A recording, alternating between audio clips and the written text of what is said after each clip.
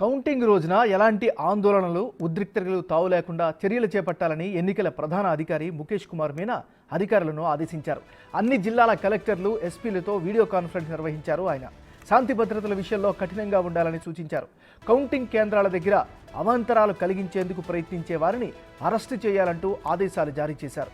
ఓట్ల లెక్కింపు పూర్తయిన వెంటనే ప్రతి ఈవీఎంకు సీలు వేసి భద్రపరచాలని సూచించారు.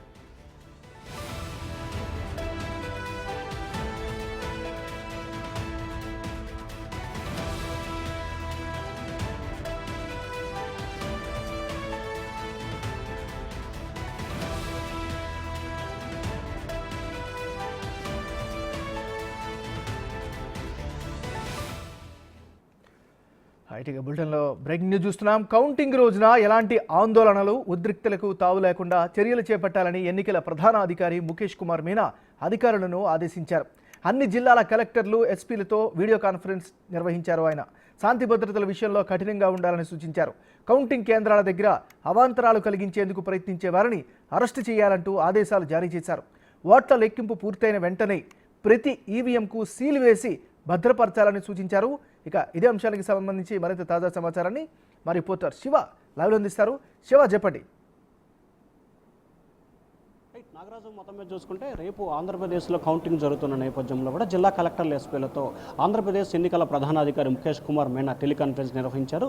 రేపు కౌంటింగ్ సందర్భంగా రాష్ట్రంలో ఎక్కడ ఎటువంటి అవాంఛనీయ సంఘటన జరగకుండా కట్టుదిట్టమైన చర్యలు తీసుకోవాలని చెప్పి కూడా స్పష్టమైన ఆదేశాలు జారీ చేశారు. అలాగే కౌంటింగ్ కేంద్రం బయట కానీ, కౌంటింగ్ కేంద్రం లోపల కానీ ఎవరైనా సరే విధ్వంసాలు, విభేదాలు సృష్టిస్తే తక్షణమే అరెస్ట్ చేసి రౌడీ షీట్ ఓపెన్ చేయాలని చెప్పి కూడా స్పష్టమైన ఆదేశాలు జారీ చేశారు. రాష్ట్ర వ్యాప్తంగా ఇప్పటికే పోలీసు అధికారులు దాదాపుగా 1700 మంది పైగా కూడా అరెస్ట్ చేయడం జరిగింది. 350 మంది పైగా కూడా రౌడీ షీట్ ఓపెన్ చేశారు. 100 మంది పైగా కూడా నగర బహిష్కరణ చేసినట్లు కూడా పోలీసు అధికారులు ముఖేష్ కుమార్ మీనాకి వివరించడం జరిగింది. దాదాపుగా రాష్ట్ర వ్యాప్తంగా కూడా 90,000 మంది పోలీసు అధికారులతో భద్రతాపరమైన చర్యలు తీసుకున్నట్టు తెలుస్తున్నారు. కేవలం కౌంటింగ్ సెంటర్లకు సంబంధించి 35,000 మంది పైగా పోలీసులు విధులు నిర్వహించబోతున్నారు. ఎక్కడ ఎటువంటి అవాంఛనీయ సంఘటన జరిగినా కఠినంగా వ్యవహరించాలని చెప్పి కూడా డీజీపీకి అలాగే సిఎస్కి అలాగే జిల్లా కలెక్టర్ల, ఎస్పీలకి ముఖేష్ కుమార్ మీనా స్పష్టమైన ఆదేశాలు జారీ చేశారు. ఎందుకంటే పోలింగ్ తర్వాత జరిగిన ఏదైతే అల్లర్లు కానీ, విధ్వంసాలకు సంబంధించి కూడా పూర్తి స్థాయిలో వాటన్నిటిని కట్టడి చేయడంలో కొన్ని చోట్ల పోలీసు అధికారులు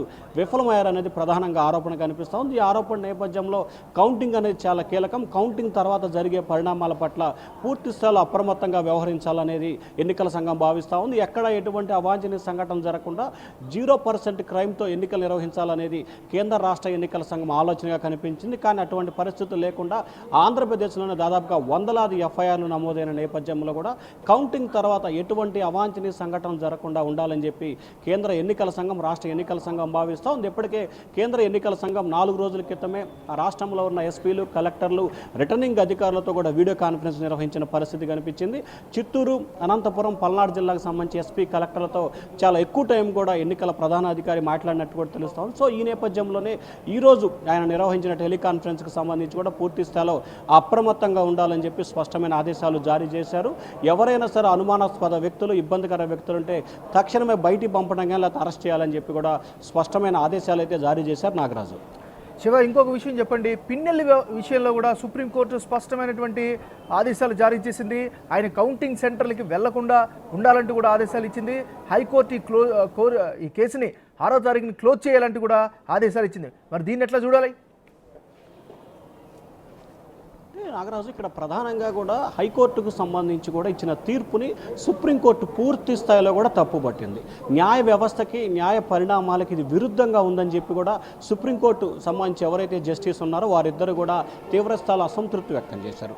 ఏదైతే ఏజెంట్ శేషగిరి ఉన్నారో శేషగిరి తరపున సీనియర్ అడ్వకేట్ ఆదినారాయణ తన వాదనలు వినిపించారు. పాలవాయి గేట్లో ఈవీఎం ధ్వంసం చేస్తున్న వీడియోని స్వయంగా సుప్రీంకోర్టులో కూడా ఆయన ప్రదర్శించడం జరిగింది. దీనిపై మీరు ఏ రకమైన వివరణ ఇస్తారని చెప్పి కూడా ఏదైతే పిన్నెల్లి రామకృష్ణారెడ్డి తరపు న్యాయవాదిని ఏదైతే చీఫ్ జస్టిస్ కూడా ప్రశ్నించి తెలిసింది. దానికి నేను దీనిపై ఏ రకమైన వ్యాఖ్యలు చేయనని చెప్పి కూడా ఆ న్యాయవాది కూర్చోటం, దీనికి సంబంధించి కూడా సుప్రీంకోర్టు చాలా కీలకమైన ఆదేశాలు జారీ చేశారు. ఈ కేసుకు సంబంధించి పూర్తి స్థాయిలో విచారణ జరిపి 6వ తేదీ కల్లా కేసును డిస్పోజ్ చేయాలని చెప్పి కూడా స్పష్టమైన ఆదేశాలు జారీ చేశారు. అలాగే ఏదైతే పిన్నెల్లి రామకృష్ణారెడ్డికి సంబంధించి గతంలో హైకోర్టు మాచల నియోజకవర్గంలో ఉండొద్దు, నరసరావుపేట హెడ్ క్వార్టర్లో ఉండాలని చెప్పి ఆదేశాలు జారీ చేశారు. ఆ రోజు నుంచి ఆయన 5 రోజుల పాటు జిల్లా ఎస్పీ వద్ద హాజరై సంతకం పెడుతున్నాడు. తాజాగా ఈ రోజు నుంచి కూడా ఆయన ఖచ్చితంగా కౌంటింగ్ వెళ్ళొద్దని చెప్పి స్పష్టమైన ఆదేశాలు జారీ చేస్తారు. ఆ పరిసర ప్రాంతాల్లో కూడా ఉండొద్దు అంటూ ఆదేశాలు జారీ చేయడంతో ఒక్కసారిగా వైఎస్ఆర్సీపీ నేతల్లో ఆందోళన మొదలైంది. ఇప్పటికే ఆ పార్టీకి సంబంధించిన నేతలు పిన్నెల రామకృష్ణారెడ్డి సోదరుడు వెంకటరామరెడ్డి గత 20 రోజులుగా ఆయన అజ్ఞాతంలోకి వెళ్ళారు. మరి కొంతమంది వైఎస్ఆర్సీపీ నేతలు కూడా అజ్ఞాతంలోకి వెళ్ళిన పరిస్థితి కనిపిస్తూ ఉంది. మరొక వైపు పోలీసులు అరెస్ట్ చేసిన వారిలో దాదాపుగా టీడీపీ వైసీపీ రెండు వైపులా ఉన్నారు. ఒక వైఎస్ఆర్సీపీకి సంబంధించిన వాళ్ళు చూసుకుంటే 200 మంది పైగా కూడా పోలీసులు అరెస్ట్ చేశారు. సో ఈ నేపథ్యంలో రేపు కౌంటింగ్ జరుగుతున్న సమయంలో మాచర్ల నియోజకవర్గానికి సంబంధించి ఆ పార్టీ అభ్యర్థిని కౌంటింగ్ కేంద్రకు వెళ్ళొద్దంటూ కూడా సుప్రీంకోర్టు ఆదేశాలు ఇవ్వడం కొంత ఇబ్బందికర పరిణామంగా కూడా కనిపిస్తుందని చెప్పి ఆ పార్టీ నేతలు అయితే వ్యాఖ్యానిస్తున్నారు.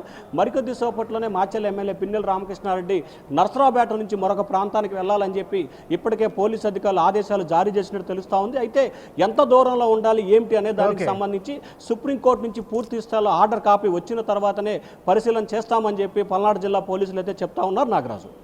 Thank you Shiva.